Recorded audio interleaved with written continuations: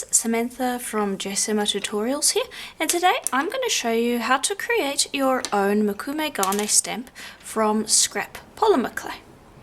Now, what I've got here is a piece of Prima polymer clay, and it's made up of scraps from previous projects, and I've rolled it out as thick as I can on my pasta machine, roughly 2.5 millimeters thick.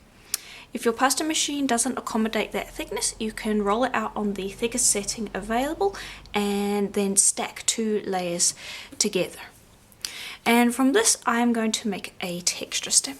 And this is just going to be a very quick tutorial today. I just thought that I would show it so that I can give you some ideas, as making your own texture stamps is always a lot of fun. And I have a upcoming project where we're going to be making some magic Mukume Gane, and I didn't have a texture stamp that suited my needs, so I decided I'm just going to make my own. So I'm just going to do a very quick compilation of me creating this texture stamp, and then feel free to follow along and create your own texture stamps if you want. It's a great way to use up scrap polymer clay, so I do highly recommend it.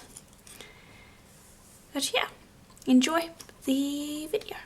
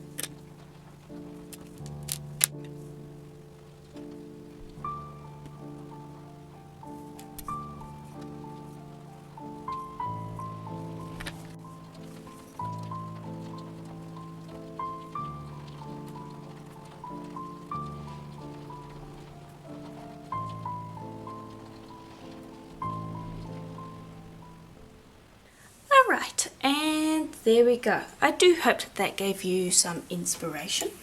Now I'm going to pick this up off my tile, and you want to then take this and very gently just give it a stretch to open up some of those lines, especially after having picked it up off the tile, because that can kind of squish things a little bit. So you're just gently going to just give it a quick pull, and that will open things up. Very important to do that. Alright, and there you can see how that looks. Then I'm going to bring over a tile, and I'm going to pop this down and gently with the flat of my palm pat it down, and then I'm going to grab what I'm going to use as a template for my stamp to make sure that I have it nice and even, and I'm just going to press down to create a mark. There we go, and then I will trim around that mark. You could use a cutter as well, and again this is just scrap clay, so you can use that in other projects.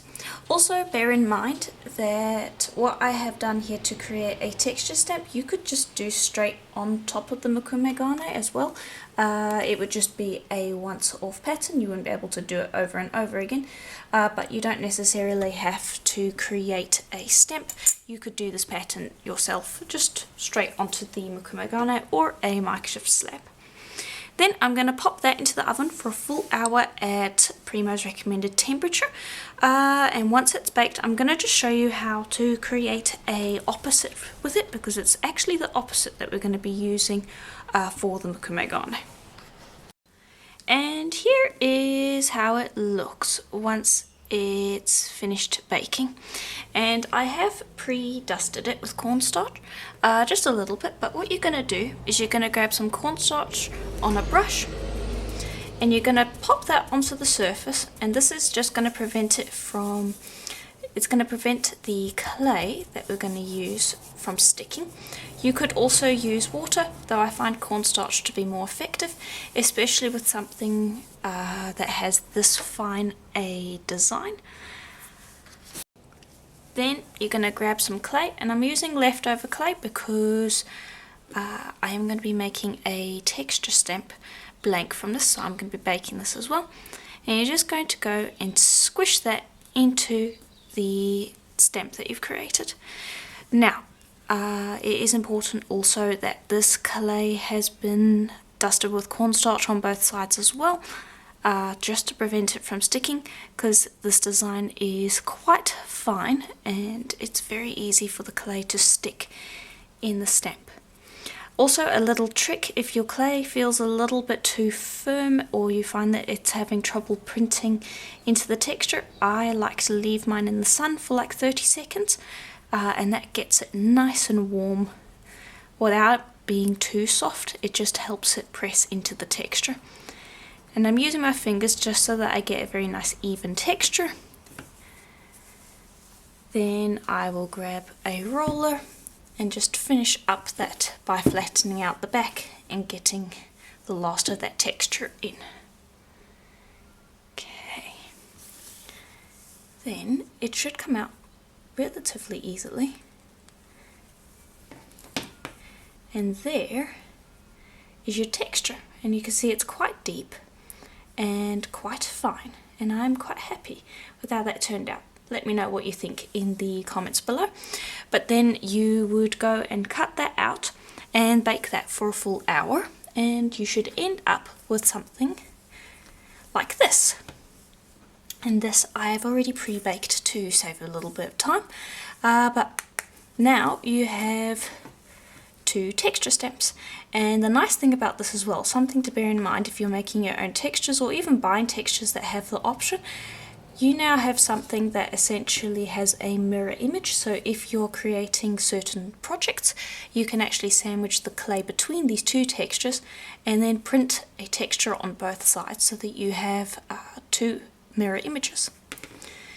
But yeah, that is basically it. These are going to be used in a future project, probably coming out tomorrow, so keep an eye out for that. If the project has already been released, there'll be a link in the description below to that. But yeah, this was just a quick video to give you some inspiration for creating your own texture stamps from scrap polymer clay. This texture will be available for purchase on my Etsy store, so if you're interested in it, check out the link below. There will be a link there to both these textures. There will be a polymer clay version like what I've got here. There should also be a silicone version, though that is to be decided, so check the links for that if you're interested. But yeah, that is just about it. I do hope you enjoyed, and I will see you in the next video. Bye for now.